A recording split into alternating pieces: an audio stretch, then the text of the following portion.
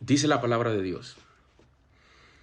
Así dice Jehová, paraos en los caminos y preguntad por la senda antigua, cuál sea el buen camino, y andad por él, y hallaréis descanso para vuestras almas. El libro de Jeremías, capítulo 6, 16. Amén. Paraos en los caminos, dice el Señor. Muchas personas traducen y hablan y explican acerca de esta palabra. Y entienden que simple y llanamente nosotros debemos pararnos y preguntar que cómo eran las cosas que tal vez le agradaban a Dios. Y tratar de hacer lo que podamos hacer para agradarle a Dios. Preguntarle a los ancianos de la iglesia que cómo se agrada a Dios. Y eso está muy bien, está perfecto. Pero la Biblia en el libro de Jeremías, capítulo 6, 16, no nos habla exactamente de esto. Nos dice, paraos en los caminos y preguntad, ¿por dónde? ¿Hacia dónde?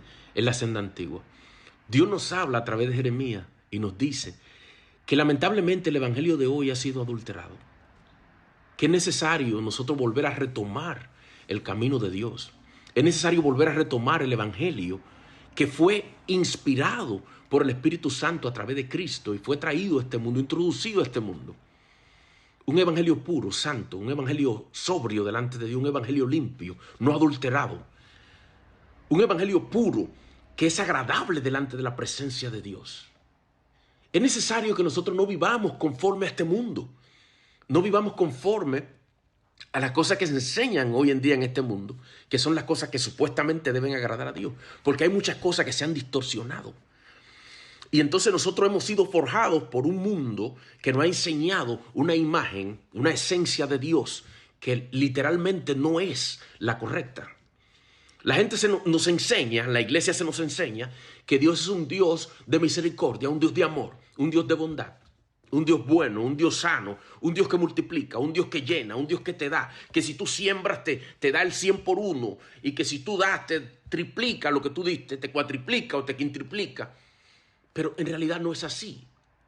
La vida del creyente es una vida de entrega a Dios, de sometimiento a Dios, una vida de esperanza en Dios, una vida de un cumplimiento, de un propósito de Dios en esta tierra.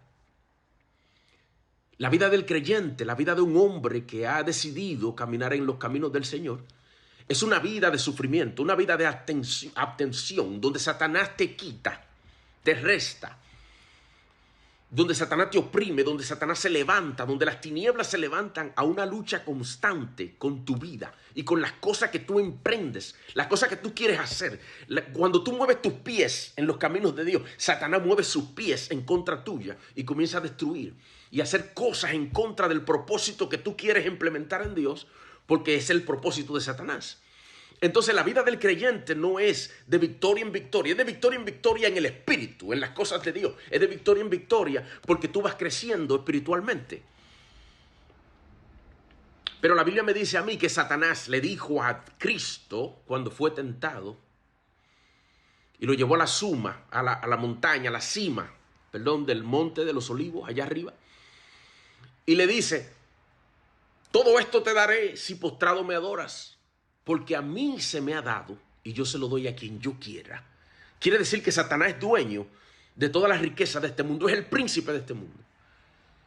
Y si tú estás acórdico con la voluntad de Dios, tú eres simple y llanamente el enemigo número uno de Satanás. Satanás no puede darte nada.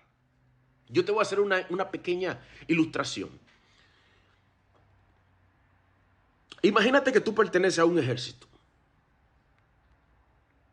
Y en un momento dado, ustedes se encuentran con un soldado del ejército contrario. Un soldado de renombre que había acabado con muchísimos de los soldados del ejército tuyo, había exterminado, había matado a muchos amigos tuyos, compañeros tuyos que crecieron contigo en el ejército. Y entonces tú encuentras a ese soldado. ¿Qué harían ustedes con él? ¿Lo matarían? No. ¿Sabe qué van a hacer con él? Lo van a amarrar y van a comenzar a desmembrarlo, a hacerle sufrir, hacerle sentir el sacrificio, hacerle sentir el dolor con que el dolor que él le causó a ustedes cuando desmenuzó y mató a muchos de los soldados del ejército de ustedes. En otras palabras, Satanás cuando te encuentra a ti, él no va a tratarte bien, él no te va a dar cosas, él no va a agradarte, él no va a hacer que tu mano, todo lo que tú tocas, prospere. No, es lo contrario, él va a desmenuzar todo lo que tú intentes hacer. Él te va a quitar todo lo que te pueda quitar. Y la Biblia está llena de relatos, de historias acerca de hombres que se han levantado y Satanás le ha quitado todo. Hablemos de Juan el Bautista. ¿Qué pasó con Juan el Bautista? Juan el Bautista fue, dice Cristo, hablando en la Biblia, que no hubo ni va a haber un hombre, un profeta, como Juan el Bautista, nacido de mujer.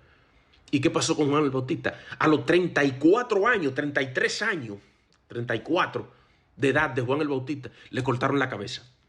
¿Y en qué Dios lo compensó a Juan el Bautista? En absolutamente nada. Las cosas que Dios te va a dar a ti no son en esta tierra, son en el trono de Dios. La vida del creyente en este mundo es una vida de entrega, de sacrificio, de sometimiento, de abnegación y de fidelidad e integridad a Dios, mientras usted esté sobre la faz de la tierra. Y en el momento que tú seas quitado, que se termine el propósito tuyo en esta tierra, entonces ir al trono de Dios, donde se te dará la corona de vida y la recompensa de tu sacrificio. Dios te bendiga.